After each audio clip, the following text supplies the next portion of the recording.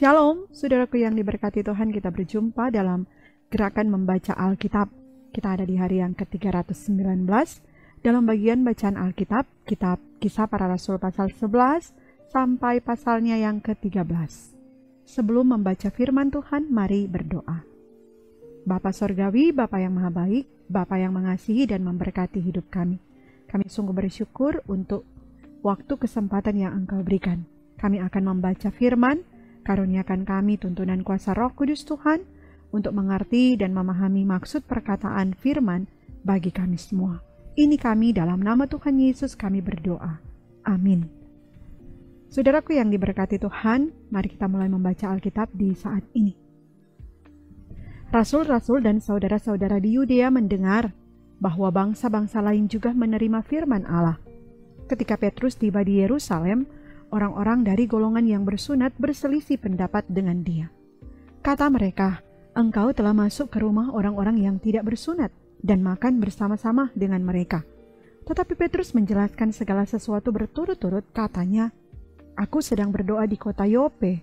Tiba-tiba rohku diliputi kuasa ilahi dan aku melihat suatu penglihatan, suatu benda berbentuk kain lebar yang bergantung pada keempat sudutnya diturunkan dari langit sampai di depanku. Aku menatapnya dan di dalamnya aku lihat segala jenis binatang berkaki empat dan binatang liar dan binatang menjalar dan burung-burung. Lalu aku mendengar suara berkata kepadaku, 'Bangunlah, hai Petrus, sembelihlah dan makanlah.' Tetapi aku berkata, 'Tidak, Tuhan, tidak. Sebab belum pernah sesuatu yang haram dan yang tidak tahir masuk ke dalam mulutku.' Akan tetapi untuk kedua kalinya, suara dari sorga berkata kepadaku, 'Apa yang dinyatakan halal oleh Allah, tidak boleh engkau nyatakan haram.' Hal itu terjadi sampai 3 kali, lalu semuanya ditarik kembali ke langit. Dan seketika itu juga, 3 orang berdiri di depan rumah, di mana kami menumpang, mereka diutus kepadaku dari Kaisarea. Lalu kata Roh kepadaku, 'Pergi bersama mereka dengan tidak bimbang.' Dan 6 saudara ini menyertai aku. Kami masuk ke dalam rumah orang itu. Dan ia menceritakan kepada kami bagaimana ia melihat seorang malaikat berdiri di depan rumahnya dan berkata kepadanya, 'Suruhlah orang ke Yope untuk menjemput Simon yang disebut Petrus. Ia akan menyampaikan suatu berita kepada kamu yang akan mendatangkan keselamatan bagimu dan bagi seluruh isi rumahmu.' Dan ketika aku mulai berbicara, turunlah Roh Kudus ke atas mereka sama seperti dahulu ke atas kita. Maka teringatlah aku akan perkataan Tuhan, Yohanes membaptis dengan air, tetapi kamu akan dibaptis dengan Roh Kudus. Jadi jika Allah memberikan karunia-Nya kepada mereka sama seperti kepada kita pada waktu kita mulai percaya kepada Yesus Kristus, bagaimanakah mungkin aku mencegah dia?"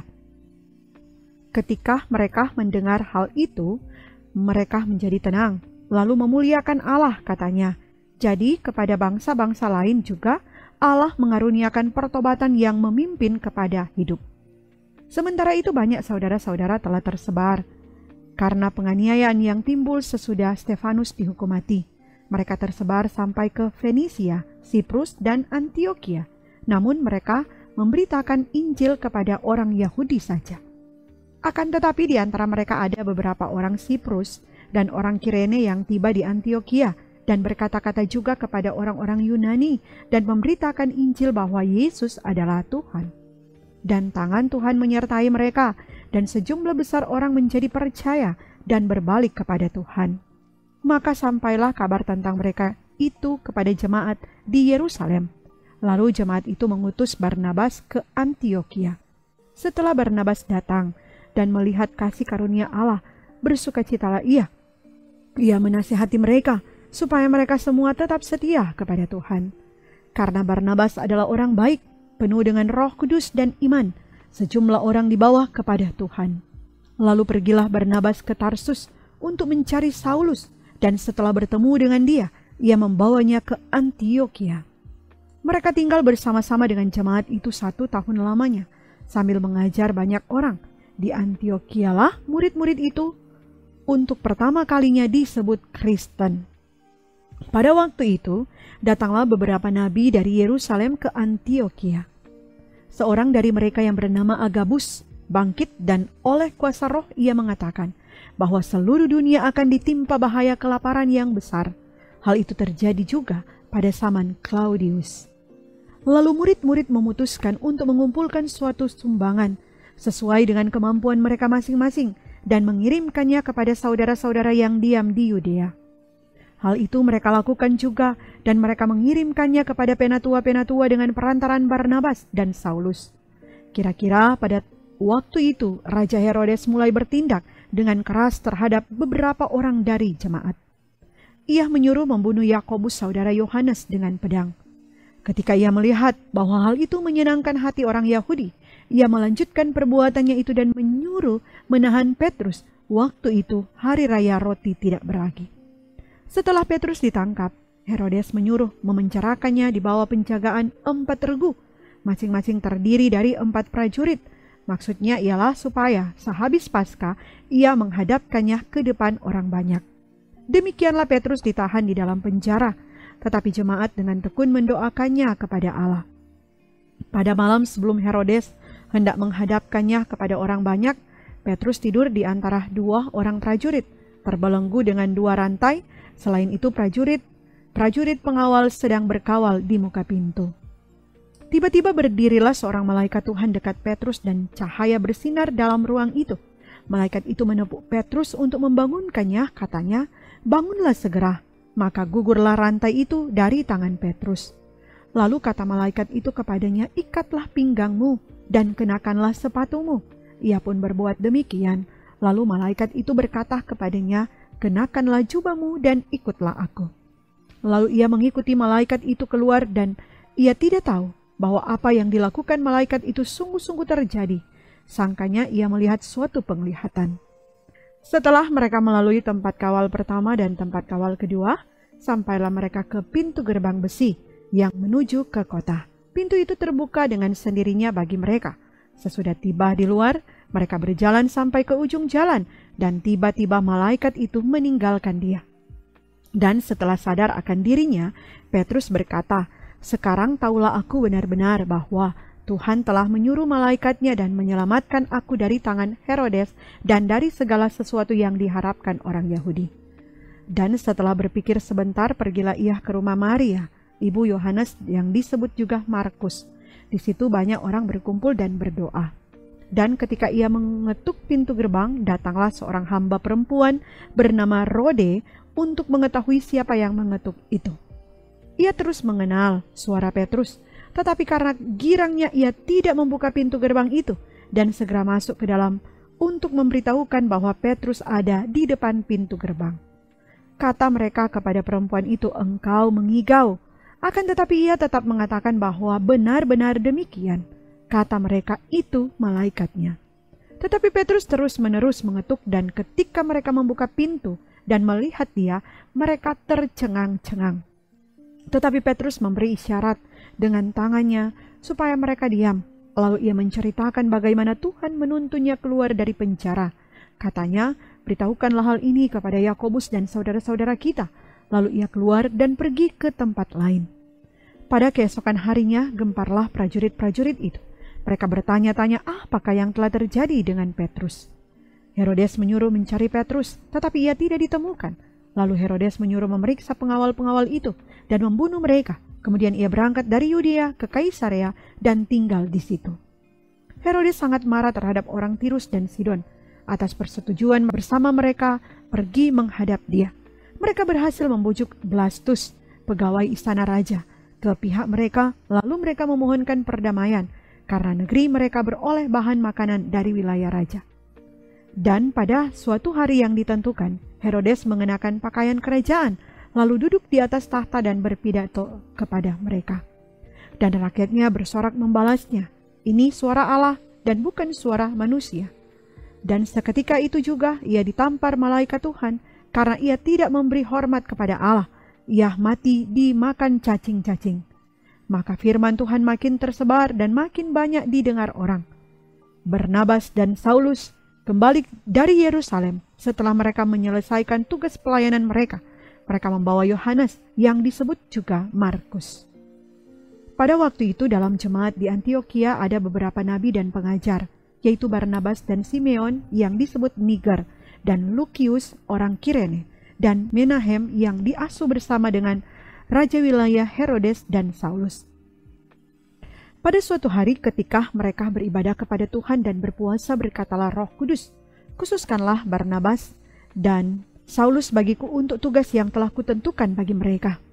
Maka berpuasa dan berdoalah mereka, dan setelah meletakkan tangan ke atas kedua orang itu, mereka membiarkan keduanya pergi. Oleh karena disuruh Roh Kudus, Barnabas dan Saulus berangkat ke Seleukia, dan dari situ mereka berlayar ke Siprus. Setiba di Salamis, mereka memberitakan firman Allah di dalam rumah-rumah ibadat orang Yahudi, dan Yohanes menyertai mereka sebagai pembantu mereka. Mereka mengelilingi seluruh pulau itu sampai ke Pafos. Di situ mereka bertemu dengan seorang Yahudi bernama Bar-Yesus. Ia seorang tukang sihir dan nabi palsu. Ia adalah kawan gubernur pulau itu, Sergius Paulus, yang adalah orang cerdas. Gubernur itu memanggil Barnabas dan Saulus karena ia ingin mendengar firman Allah. Tetapi Elimas, demikianlah namanya dalam bahasa Yunani, tukang sihir itu, menghalang-halangi mereka dan berusaha membelokkan gubernur itu dari imannya. Tetapi Saulus, juga disebut Paulus, yang penuh dengan Roh Kudus, menatap dia dan berkata, "Hai anak iblis, engkau penuh dengan rupa-rupa tipu muslihat dan kejahatan. Engkau musuh segala kebenaran. Tidakkah engkau akan berhenti membelokkan jalan Tuhan yang lurus itu? Sekarang lihatlah, tangan Tuhan datang menimpa engkau, dan engkau menjadi buta. Beberapa hari lamanya engkau tidak dapat melihat matahari." Dan seketika itu juga orang itu merasa diliputi kabut dan gelap, dan sambil meraba-raba ia harus mencari orang untuk menuntun dia. Melihat apa yang telah terjadi itu, percayalah gubernur itu. Ia takjub oleh ajaran Tuhan. Lalu Paulus dan kawan-kawannya meninggalkan Pafos dan berlayar ke Perga di Pamfilia. Tetapi Yohanes meninggalkan mereka lalu kembali ke Yerusalem.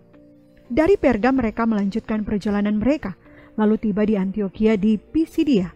Pada hari Sabat mereka pergi ke rumah ibadat, lalu duduk di situ. Setelah selesai pembacaan dari hukum Taurat dan kitab nabi-nabi, pejabat-pejabat rumah ibadat menyuruh bertanya kepada mereka, "Saudara-saudara, jikalau saudara-saudara ada pesan untuk membangun dan menghibur umat ini, silahkanlah." Maka bangkitlah Paulus, ia memberi isyarat dengan tangannya, lalu berkata, "Hai orang-orang Israel dan kamu yang takut akan Allah, dengarkanlah. Allah umat Israel ini telah memilih nenek moyang kita dan membuat umat itu menjadi besar. Ketika mereka tinggal di Mesir sebagai orang asing, dengan tangannya yang luhur, ia telah memimpin mereka keluar dari negeri itu. 40 tahun lamanya ia sabar terhadap tingkah laku mereka di padang gurun. Dan setelah membinasakan 7 bangsa di tanah Kanaan, ia membagi-bagikan tanah itu kepada mereka untuk menjadi warisan mereka. Selama kira-kira 450 tahun, sesudah itu ia memberikan mereka hakim-hakim sampai pada zaman Nabi Samuel. Kemudian mereka meminta seorang raja, dan Allah memberikan kepada mereka Saul bin Kis dari suku Benyamin 40 tahun lamanya. Setelah Saul disingkirkan, Allah mengangkat Daud menjadi raja mereka. Tentang Daud, Allah telah menyatakan, "Aku telah mendapat Daud bin Isai, seorang yang berkenan di hatiku, dan yang melakukan segala kehendakku." Dan dari keturunannya lah, sesuai dengan yang telah dijanjikannya, Allah telah membangkitkan juru selamat bagi orang Israel, yaitu Yesus. Menjelang kedatangannya, Yohanes telah menyerukan kepada seluruh bangsa Israel supaya mereka bertobat dan memberi diri dibaptis. Dan ketika Yohanes hampir selesai menunaikan tugasnya, ia berkata, "Aku bukanlah dia yang kamu sangka, tetapi ia akan datang kemudian daripadaku. Membuka kasut dari kakinya pun aku tidak layak." Hai saudara-saudaraku, baik yang termasuk keturunan Abraham maupun yang takut akan Allah, kabar keselamatan itu sudah disampaikan kepada kita. Sebab penduduk Yerusalem dan pemimpin-pemimpinnya tidak mengakui Yesus.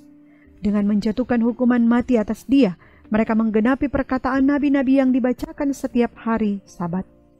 Dan meskipun mereka tidak menemukan sesuatu yang dapat menjadi alasan untuk menghukum mati itu, namun mereka telah meminta kepada Pilatus supaya ia dibunuh. Dan setelah mereka menggenapi segala sesuatu yang ada tertulis tentang dia, mereka menurunkan dia dari kayu salib, lalu membaringkannya di dalam kubur. Tetapi Allah membangkitkan dia dari antara orang mati. Dan selama beberapa waktu ia menampakkan diri kepada mereka, yang mengikuti dia dari Galilea ke Yerusalem. Mereka itulah yang sekarang menjadi saksinya bagi umat ini.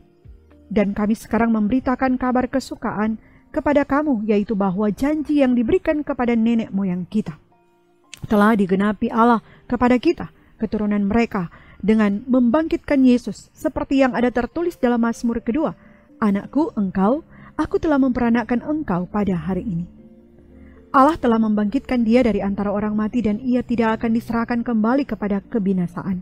Hal itu dinyatakan oleh Allah dalam firman ini, "Aku akan menggenapi kepadamu janji-janji yang kudus, yang dapat dipercayai yang telah kuberikan kepada Daud."